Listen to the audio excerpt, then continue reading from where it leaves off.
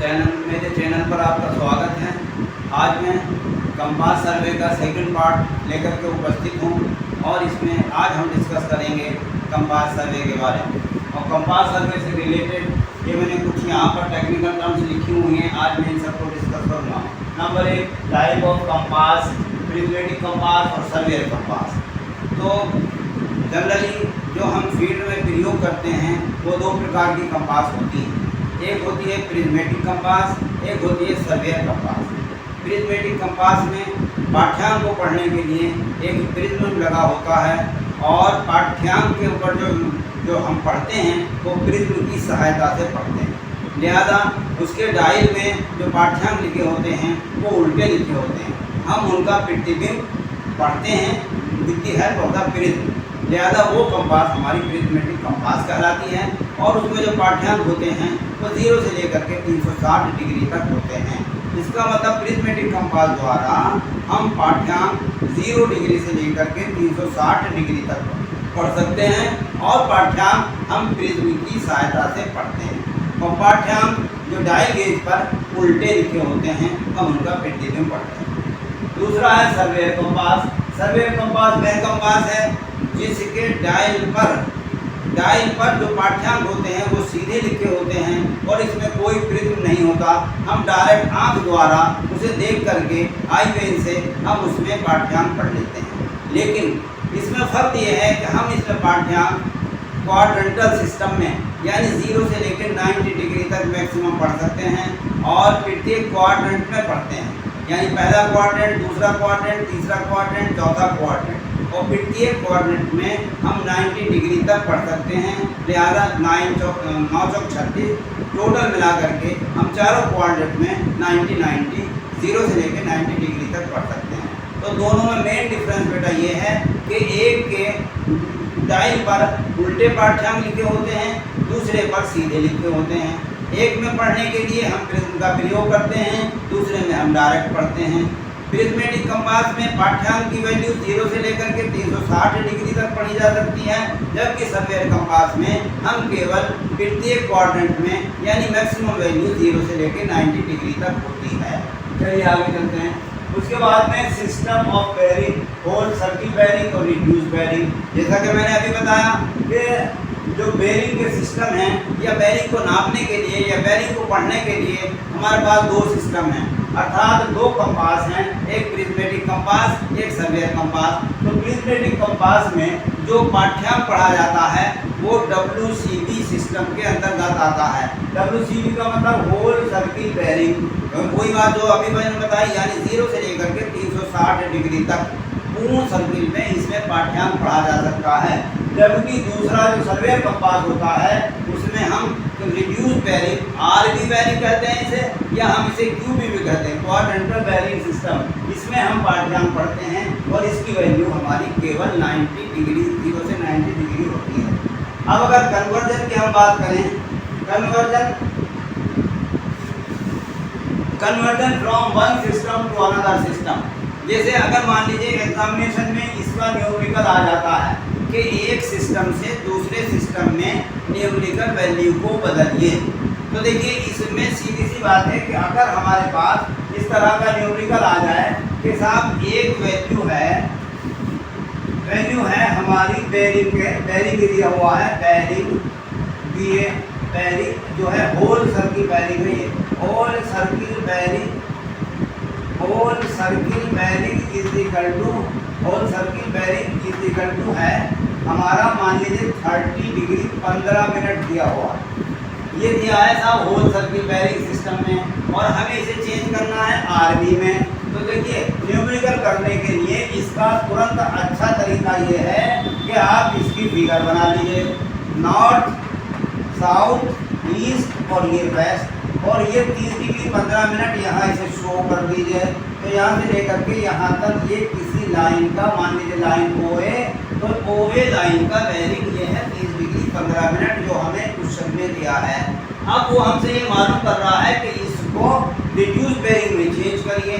तो बेटा जब इसकी वैल्यू यानी दिए गए बेयरिंग की वैल्यू 0 से 90 डिग्री तक हो तो reduced bearing is equal to होगा, reduced bearing is equal to होगा उतना ही जितना कि इसमें है, यानी 30 डिग्री 15 मिनट ही होगा, क्योंकि ये फर्स्ट क्वाड्रेंट में है। लेकिन फर्क सिर्फ इतना होगा कि आरबी सिस्टम में लिखने के लिए इसके कोऑर्डिनेट साथ में लिखने होंगे। यहाँ पर लिखना होगा नॉर्थ और यहाँ पर लिखना होगा ईस्ट। इसका मतलब 30 डिग्री 15 मिनट जो होल सर्किल बेयरिंग में था, हमने उसे चेंज करके लिख दिया 30 डिग्री 15 मिनट और साथ में लिख दिया नॉर्थ और ईस्ट। तो ये चेंज हो गया बेटा, समझ गए आप। अब इसी को अगर दूसरा हम ये कह दें कि एक लाइन है साहब जो कि यहाँ पर है, यहाँ का मतलब है 90 से ज़्यादा और 180 से कम है, तो हम इसको अगर ये मान लें कि यहाँ से लेकर के यहाँ तक है ये होल सर्किल बेयरिंग, और इसकी वैल्यू मैं लिख लेता हूँ 140 डिग्री, 140 डिग्री और 30 मिनट में सपोज मैंने कर लिया।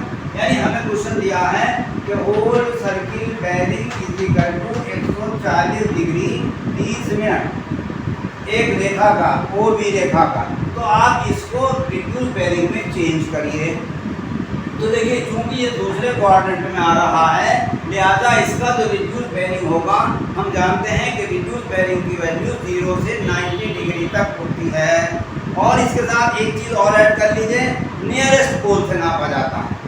90 डिग्री 0 से 90 डिग्री होती है और नियरेस्ट, लिहाजा ये लाइन जो है साउथ से नज़दीक है, नॉर्थ से दूर है, लिहाजा ये आरबी होगा इसका, ठीक है साहब। और इसको निकालने के लिए चूंकि ये है आरबी और ये 80 डिग्री होगा, लिहाजा रिड्यूस बेयरिंग हो जाएगा इसका 180 डिग्री माइनस 140 डिग्री 30 मिनट, ये हो जाएगा।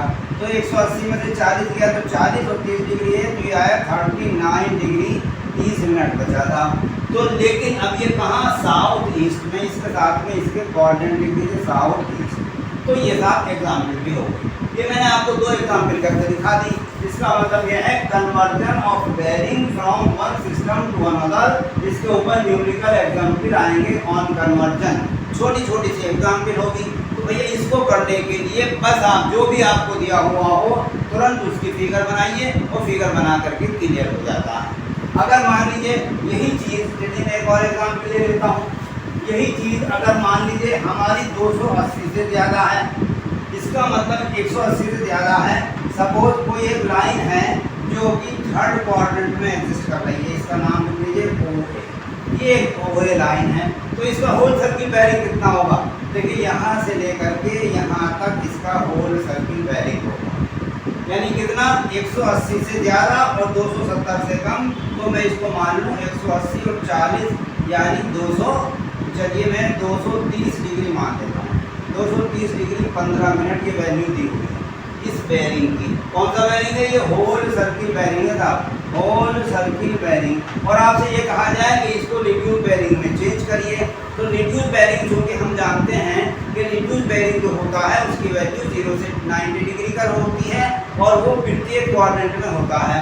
लिहाजा रिड्यूस बेयरिंग जो होगा वो नियरेस्ट पोल से नापा जाएगा, लिहाजा वो होगा यहाँ से लेकर के यहाँ तक इतना केवल, ठीक है साहब। इसका मतलब ये है कि इसको निकालने के लिए अब हम इस होल सर्किल बेयरिंग में से 180 घटा दें, तो आर भी हो जाएगा reduced bearing is equal to हो जाएगा whole circle bearing minus 180 degree. तो घटाया साहब, ये वाली लाइन यहाँ तक घटा दी तो इतना बेयरिंग होगा। होल सर्किल बेयरिंग हमें दिया हुआ है 230 डिग्री और 15 मिनट, तो माइनस 180 कर दीजिए, तो 0 का 0, 13 में काट गया 5, यानी ये आ गया आपका 50 डिग्री और 15 मिनट। क्या ये रिड्यूस बेयरिंग हो गया। लेकिन इसके साथ क्वाड्रेंट कौन सा लिखा जाएगा बेटा? ये वाला, ये नॉर्थ, ये साउथ और ये ईस्ट और ये वेस्ट। यार यहाँ पर आप लिख दीजिए साउथ वेस्ट। तो इससे ये पता चल रहा है कि ये साउथ वेस्ट यानी तीसरे क्वाड्रेंट में एग्जिस्ट है और हमने इसे चेंज कर लिया होल सर्किल बेयरिंग से आरबी। अब मैं समझता हूँ ये आपकी समझ में आ गया होगा। लिहाजा छोटे छोटे से न्यूमेरिकल आएंगे बेटा इसका, conversion of bearing from one system to another system. तो इसे चेंज करने के लिए अगर पहले क्वाड्रेंट में है तो उतनी ही वैल्यू होती है, दूसरे क्वाड्रेंट में है तो हम उसमें से 180 में से घटा देते हैं होल सर्किल बेरिंग को, और तीसरे क्वाड्रेंट में है तो होल सर्किल बेरिंग में से 180 घटाते हैं। इस प्रकार हम इनको निकाल लेते हैं रिड्यूस बेरिंग को, और उसके साथ में उसकी क्वाड्रेंट लिख देते हैं तो वैल्यू आ जाती है। समझ में आ गया साहब? चलिए अब आगे चलते हैं। इसके बाद में साहब अब आ जाता है मामला फोर बेरिंग और बैक बेरिंग का। देखिए अब मैं आपको फिर समझाता हूँ फिगर बना के। ये कोई साहब आपकी एक रेखा है, और ये नॉर्थ साउथ ईस्ट, ये नॉर्थ साउथ ईस्ट, ये आपका नॉर्थ, ये साउथ, और ये ईस्ट वेस्ट। सिमिलरली ये नॉर्थ, ये साउथ, ये ईस्ट, और ये वेस्ट। अब मान लीजिए कोई एक रेखा हमने खींची, कोई एक रेखा हमने खींची, यहाँ पर इंस्ट्रूमेंट को हमने सेट किया। सेट करने के बाद ये हमने एक रेखा खींची, इस रेखा का नाम O, इसका नाम A। यहाँ पर एक रेंजिंग रॉड लगी है, और हमने इसका बेरिंग पढ़ा किससे? प्रिज्मेटिक कंपास से। तो प्रिज्मेटिक कंपास से पढ़ा गया बेरिंग जो हमारे इंस्ट्रूमेंट से फॉरवर्ड डायरेक्शन में है, आगे की ओर, वो मेरिडियन, कल मैंने आपको बताया था मेरिडियन से पढ़ा जाएगा यहाँ तक। समझ रहे हैं आप? तो ये हुआ हमारा OA लाइन का बेरिंग जो कि मेरिडियन से है, और इंस्ट्रूमेंट से आगे की ओर पढ़ा गया है। लिहाजा इसका नाम अगर मैं थीटा दे दूं तो ये कहलाएगा बेटा fore bearing of line OA is equal to theta. ये तो लिखा जाएगा कि फोर बेरिंग यानी आगे की ओर पढ़ा गया बेरिंग OA लाइन का थीटा है। ठीक है साहब? इसे कहते हैं फोर बेरिंग। यानी फोर बेरिंग का मतलब ये होता है कि इंस्ट्रूमेंट को सेट करने के बाद इंस्ट्रूमेंट से फॉरवर्ड डायरेक्शन में, अग्रसर जहाँ हम हो रहे हैं कार्य के लिए प्रोग्रेसिंग डायरेक्शन में, जो हमने पाठ्यांक पढ़ा किसी भी लाइन का, उसे हम कहते हैं फोर बेरिंग, आगे की ओर पढ़ा गया। अब हमने ये किया कि इस इंस्ट्रूमेंट को उठाया, और उठाने पर यहाँ से रेंजिंग रॉड हटाई, तो रेंजिंग रॉड तो हमने यहाँ पर लगा दी, और हमने इंस्ट्रूमेंट यहाँ पर लगा दी। तो वहीं उसी तरीके से नॉर्थ साउथ ईस्ट वेस्ट हुआ। इसका मतलब ये है कि अब हमने इंस्ट्रूमेंट की पोजीशन चेंज कर दी। रेखा हमारी वही है जो पहले थी। पहले हम इसको कह रहे थे रेखा को OA, अब हम A की तरफ से O को पढ़ेंगे, लिहाजा हम इसे कहेंगे AO। अब क्या कहेंगे? AO। और दूसरी बात ये कहेंगे कि इंस्ट्रूमेंट हमने यहाँ पर रखा और पीछे की ओर पढ़ रहे हैं, आगे की ओर नहीं पढ़ रहे। यहाँ रखा था आगे की ओर पढ़ रहे थे, वहाँ रखा पीछे की ओर पढ़ रहे हैं। तो जब हम वहाँ पर रखा पीछे की ओर पढ़ रहे हैं तो कहलाएगा बेटा बैक बेरिंग, पीछे की तरफ पढ़ा गया bearing, back bearing of line OA की जगह पे हम लिखेंगे AO। अब लिखेंगे AO, और इज इक्वल टू ये यहाँ से लेकर के होगा साहब यहाँ तक। वही नॉर्थ से पढ़ा गया जो हमने मेरिडियन से पढ़ा, तो इसी का मान लीजिए थीटा 2, ये थीटा 1 और ये थीटा 2। तो ये यहाँ से लेकर यहाँ तक पढ़ा गया बैक बेरिंग, और यहाँ से लेकर यहाँ तक इतना फोर बेरिंग। रेखा एक ही है। तो अब अगर आप देखें तो इन दोनों में डिफरेंस क्या है या दोनों में रिलेशन क्या है, तो ज़रा सा आप देखिए बेटा, ये वाली लाइन है OA।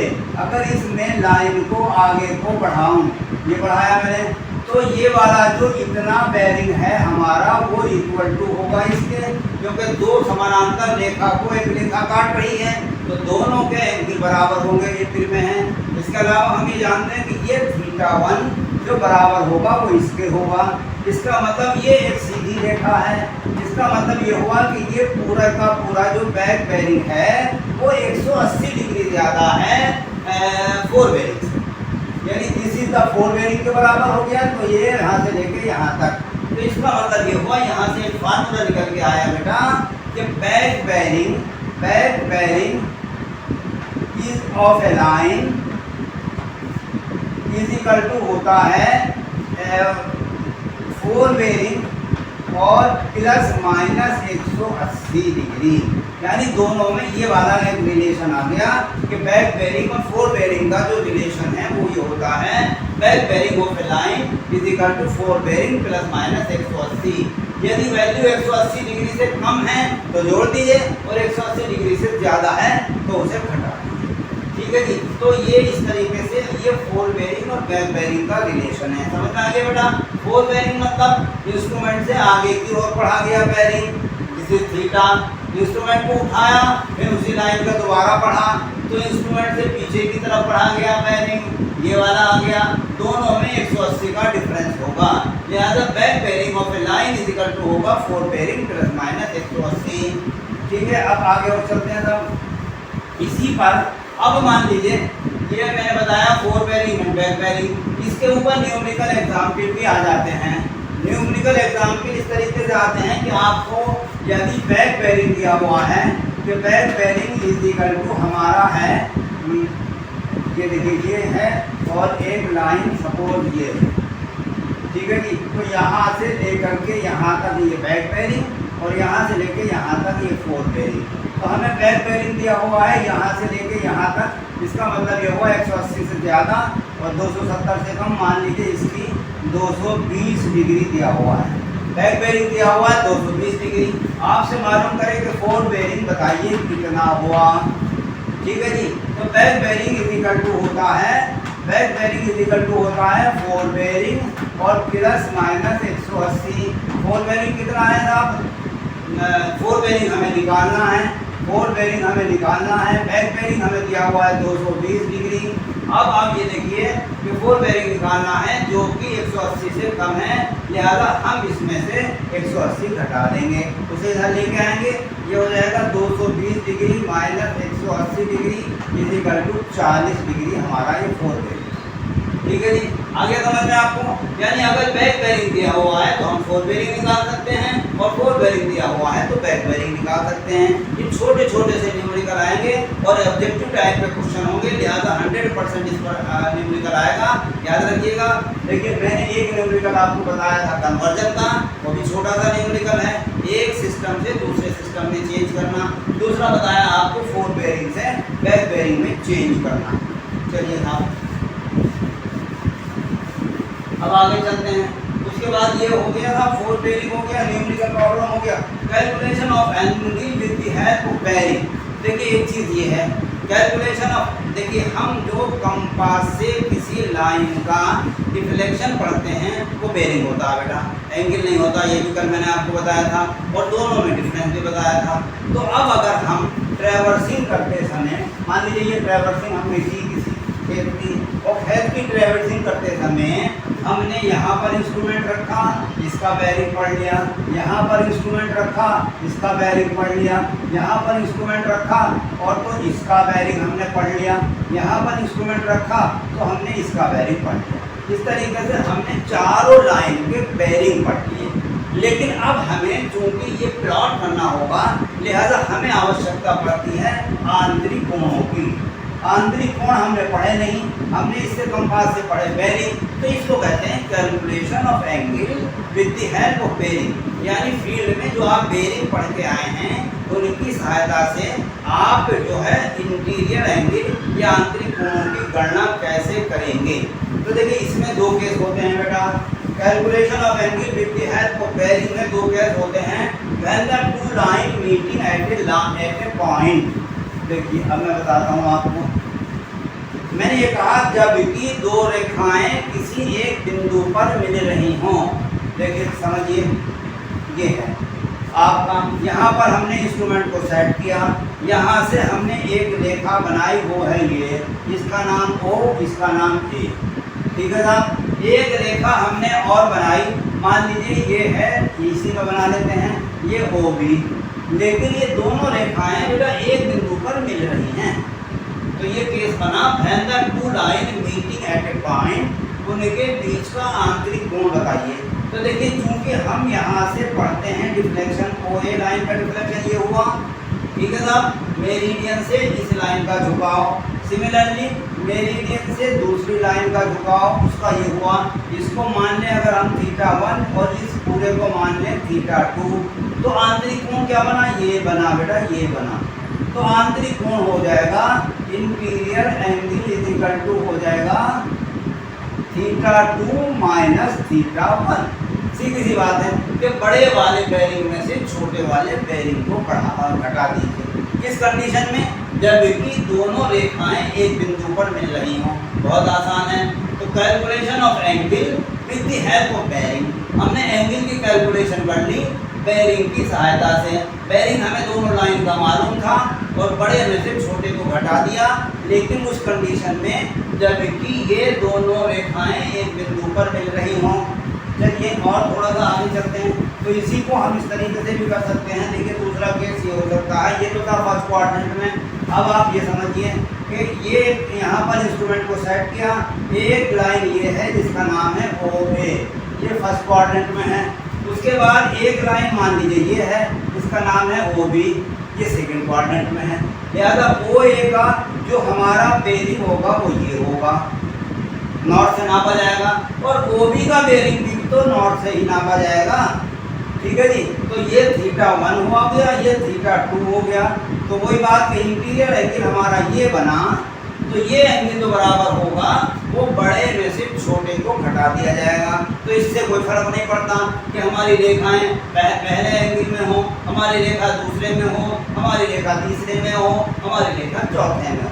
समझ रहे हैं आप? लेकिन कंडीशन है कि दोनों लाइन एक ही बिंदु पर मिल रही हों, तो उनके बीच का आंतरिक कोण इक्वल टू होता है बड़े बेयरिंग में से छोटे को घटा दीजिए। क्लियर?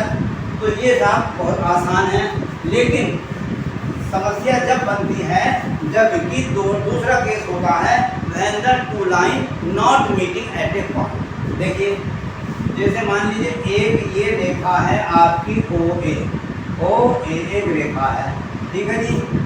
तो यहाँ से दूसरी हमने इंस्ट्रूमेंट को उठाया यहाँ और इंस्ट्रूमेंट को यहाँ सेट किया, और सेट करने के बाद हमने एक रेखा OAB एक ले ली। इसका मतलब है कि ये भी दो रेखाएं हैं। देखिए OA एक रेखा है जो कि O से है, O पर इंस्ट्रूमेंट सेट किया हुआ है, और अब हमने इंस्ट्रूमेंट को A पर सेट किया और एक रेखा और ली जिसका नाम है AB। इसका मतलब है कि दोनों रेखाएं एक बिंदु पर नहीं मिल रही, अलग अलग हैं। तो अब अगर हमें इसका ये आंतरिक कोण निकालना है, क्योंकि ट्रैवर्स अब जब बनाएंगे तो इसी तरह बनेगा, एक बिंदु से नहीं बनेगा। तो आप इसका जब ट्रैवर्स बनाएंगे तो कैसे बनाएंगे? देखिए समझिए, यहाँ से लेकर के यहाँ तक ये हुआ θ1, यानी OA रेखा का बेयरिंग। समझिए अब आप यहाँ देखिए इसी तरीके से अब इंस्ट्रूमेंट यहाँ रखा और एक ये आया θ2, ये है AB रेखा का बेयरिंग, OA रेखा का बेयरिंग θ1, OB रेखा का बेयरिंग θ2। तो ये आंतरिक कोण कैसे निकालें? तो ये आंतरिक कोण निकालने के लिए देखिए अब एक काम ये करिए आप कि यहाँ पर जहाँ इंस्ट्रूमेंट हमने रखा था, मतलब चेंज करके A पर, जहाँ से हमने इसका फोरबेरिंग पढ़ा, यहीं खड़े होकर के आप एक लाइन का, इस लाइन का, पिछली लाइन का बैक बेयरिंग और पढ़ लीजिए। बैक बेयरिंग होगा यहाँ से लेकर के और यहाँ तक का, ये हो गया बैक बेयरिंग ऑफ लाइन, पिछली लाइन, और ये हो गया फोरबेरिंग ऑफ अगली लाइन। तो देखिए फिर वही बात बनेगी, अगर मैं इस लाइन को आगे बढ़ाऊं, ठीक है जी, तो आंतरिक कोण हो जाएगा back bearing of previous line. क्या हो जाएगा? इंटीरियर एंगल इक्वल टू हो जाएगा back bearing of previous line, पिछली line, minus fore bearing of forward line is equal to आंतरिक कोण। यानी बैक बेयरिंग ये है साहब यहाँ से लेके यहाँ तक का, इसमें से अगर मैं फोरबेरिंग बढ़ा दूँ, अगली लाइन का घटा दूँ, तो मुझे आंतरिक कोण मिल जाए। समझ में आ गई बात? एक बार इंस्ट्रूमेंट को यहाँ सेट किया, ये हमने रेखा का बेयरिंग पढ़ा θ1, इंस्ट्रूमेंट को उठाया, इंस्ट्रूमेंट को यहाँ रखा, लगने के बाद ये बेयरिंग पढ़ा, ये θ2 आया। लेकिन यहाँ खड़े होकर के अब हमने इस रेखा का, पिछली रेखा का एक बेयरिंग और पढ़ लिया जिसे हम बैक बेयरिंग कहते हैं। बेयरिंग सारे के सारे नॉट से पढ़े जाते हैं। लिहाजा अब आंतरिक कोण निकालने के लिए देखिए आपको दिखाई दे रहा होगा बैक बेयरिंग इंटीरियर एंगल यानी आंतरिक कोण इज इक्वल टू होगा बैक बेयरिंग ऑफ पिछली लाइन माइनस फोरबेरिंग ऑफ अगली लाइन इज इक्वल टू आंतरिक कोण। ठीक है साहब, इस तरीके से ये दो लाइन आ गई। अब आप इंस्ट्रूमेंट को यहाँ ले आइए और यहाँ ले आने के बाद फिर एक लाइन ले लीजिए, मान लीजिए ये हो गया C। अब आपको ये वाला आंतरिक कोण निकालना है, तो ये आंतरिक कोण निकालने के लिए पहले चीज BC रेखा का आप पढ़िए फोरबेरिंग, ठीक है जी। उसके बाद बी पर खड़े होकर के पिछली रेखा का पढ़िए बैक बेरिंग यहाँ से लेकर के और यहाँ तक, ठीक है जी। अब आंतरिक कोण निकालना है तो वही बैक बेरिंग ऑफ पिछली लाइन माइनस 4 बेरिंग ऑफ अगली लाइन इज इक्वल टू ये आंतरिक कोण। तो इस तरीके से ये आपका ट्रैवर्स बन जाता है, इसी को हम कहते हैं माला रेखा। और ट्रैवर्सिंग करते चले जाते हैं, फील्ड में पढ़ लेते हैं हम θ1 θ2 θ3 यानी उसके बेरिंग। उसके बाद घर आकर के कैलकुलेशन करते हैं with the help of the bearing. दो तरीके से हो सकती है, ये वही वाला केस बनता है कि जब ये दो लाइनें एक बिंदु पर न मिल रही हों तो उस कंडीशन में आंतरिक कोण इक्वल टू होता है पिछली रेखा का बैक बेरिंग माइनस अगली रेखा का फोर बेरिंग इक्वल टू आंतरिक कोण। लेकिन ये बेटा होता है in case of clockwise traverse. Traverse आपका कैसा होना चाहिए, क्लॉकवाइज। अगर ये एंटी क्लॉकवाइज होता है तो ये चेंज हो जाता है। लिहाजा क्लॉकवाइज ट्रैवर्स में आप याद रखेंगे कि जब दो लाइन एक बिंदु पर न मिल रही हों तो उनके बीच का आंतरिक कोण हम बेरिंग की सहायता से ज्ञात कर सकते हैं। और इस तरह कर सकते हैं कि बैक बेरिंग ऑफ पिछली लाइन माइनस 4 बेरिंग ऑफ अगली लाइन इज इक्वल टू आंतरिक कोण। तो इस तरीके से ये आपका calculation of angle with the help of bearing हो गया। When the two line meeting at a point मैंने बता दिया, और when the two line not meeting at a point. अच्छा साहब, अब दूसरी बात ये है, एक न्यूमेरिकल और इसमें आ जाता है, इसे मिटा देता हूँ।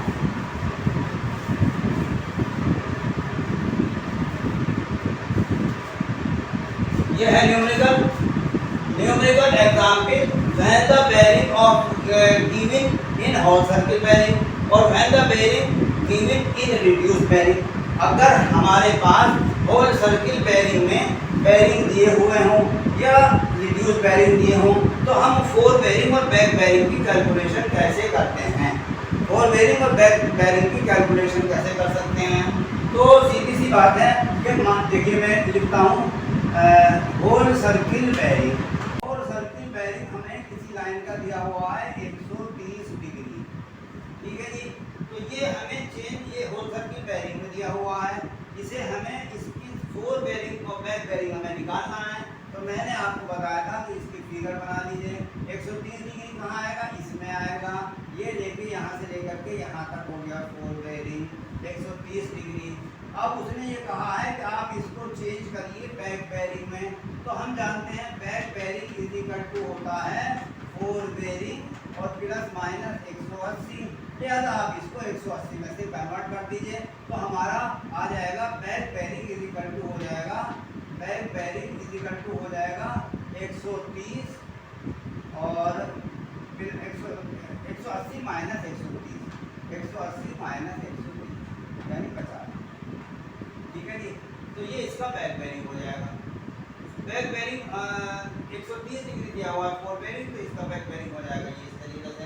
तो यानी अगर हमें numerical value whole circle bearing में दी हुई है तो हम उसको डायरेक्ट कर लेते हैं। लेकिन अगर यही वैल्यू हमें दी हो कि साहब 130 डिग्री नॉर्थ से लेकर के 130 डिग्री ये हो गया नॉर्थ साउथ ईस्ट वेस्ट, तो 130 यहाँ पर आएगा तो यहाँ पर लिखा होगा साहब साउथ इतना 50 डिग्री साउथ 50 डिग्री और ईस्ट लिखा होगा, यानी साउथ से 50 डिग्री ईस्ट। इसका मतलब इसे देख करके हम फौरन समझ जाएंगे कि ये जो बेरिंग दिया हुआ है ये रिड्यूस बेरिंग सिस्टम में दिया है। लिहाजा अब अगर हमें इसे चेंज करना है होल सर्किल बेरिंग में तो भैया पहले तो इसे होल सर्किल बेरिंग में चेंज करो और उसके बाद उसका फोर बेरिंग और बैक बेरिंग उसी तरीके से निकाल लें जिस तरीके से होल सर्किल बेरिंग का मैंने आपको बताया।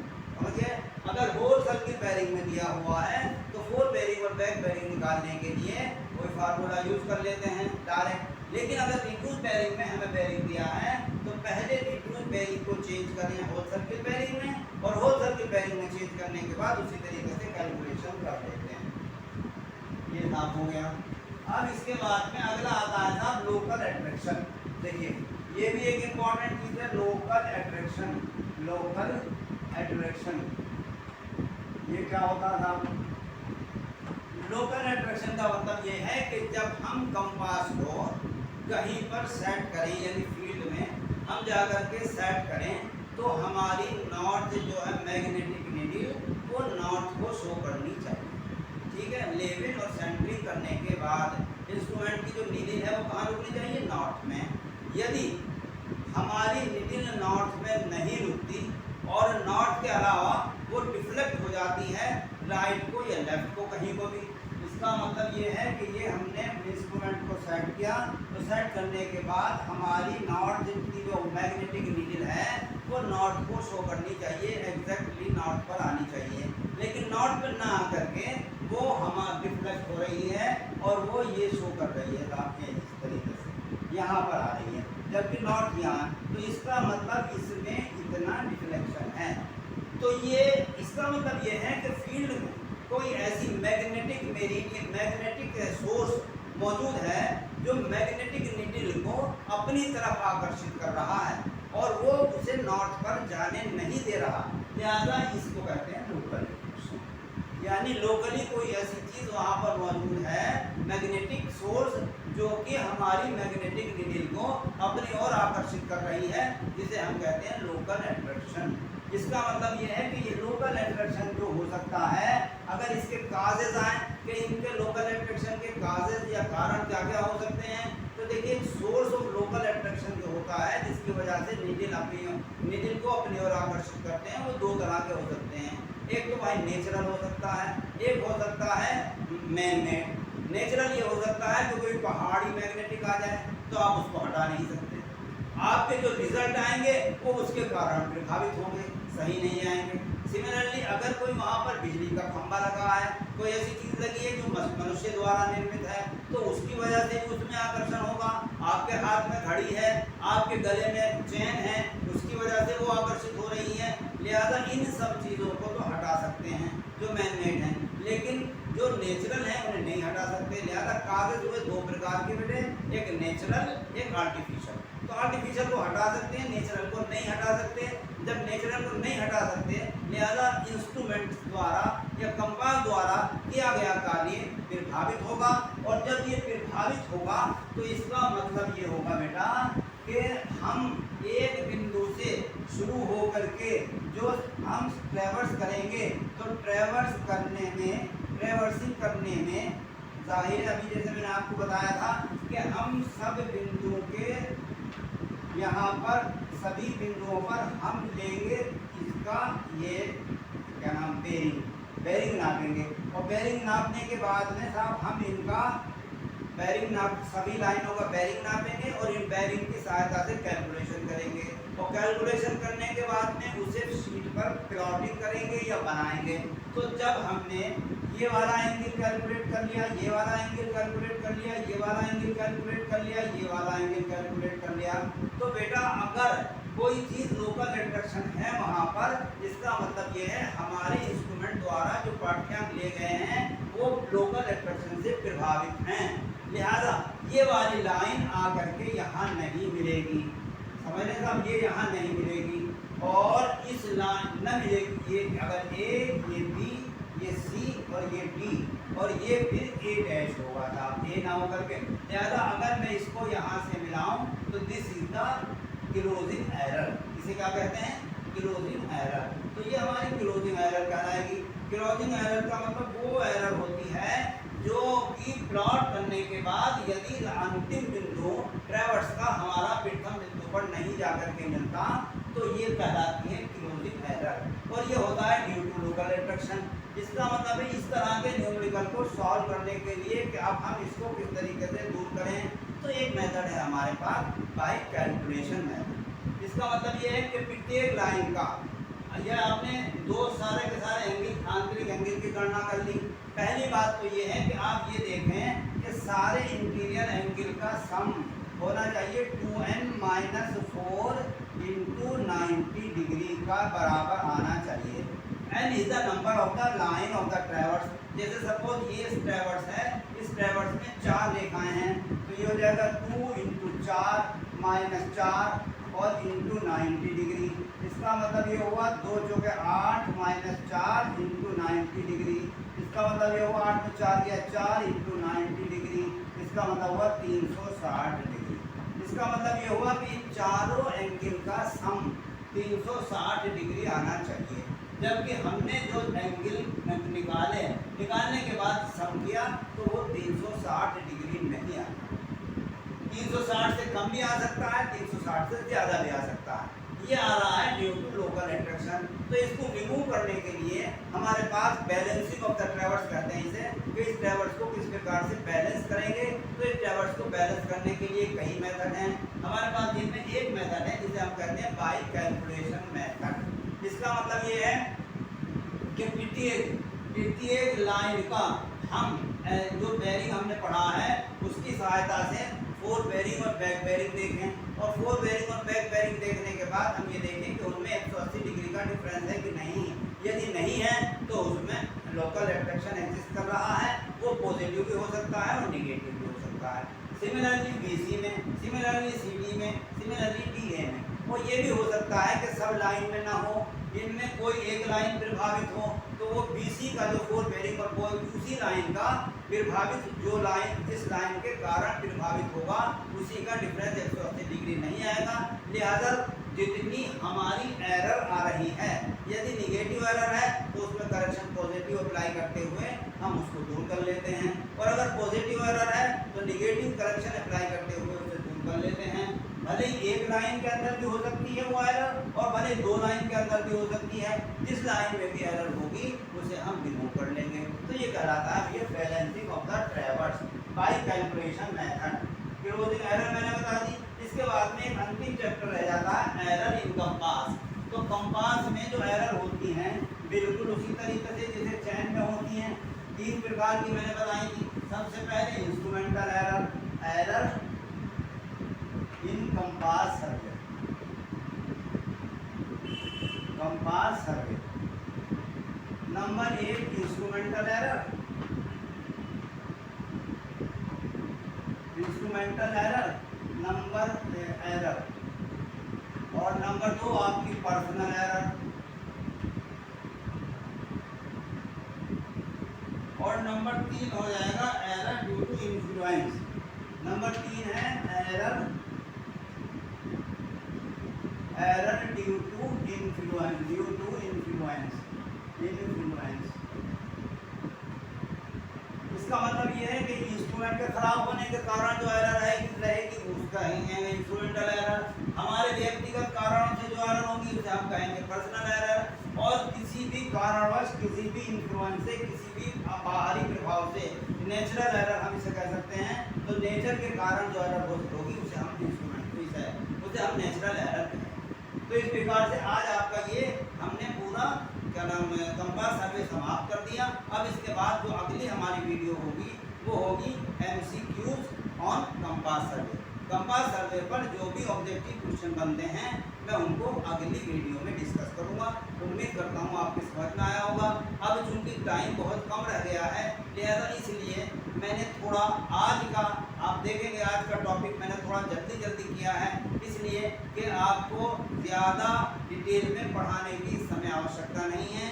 आपको चाहिए सिर्फ ऑब्जेक्टिव टाइप के क्वेश्चन। लिहाजा मैंने थोड़ी जानकारी आपको दी, और इतनी जानकारी इससे दे दी है कि इससे आप ऑब्जेक्टिव टाइप क्वेश्चन को सॉल्व कर सकते हैं। आपकी समझ में आ गया होगा। अगर आपकी समझ में आ गया हो तो मेरे चैनल को लाइक करिए, शेयर करिए और सब्सक्राइब करिए। धन्यवाद। मिलते हैं अगले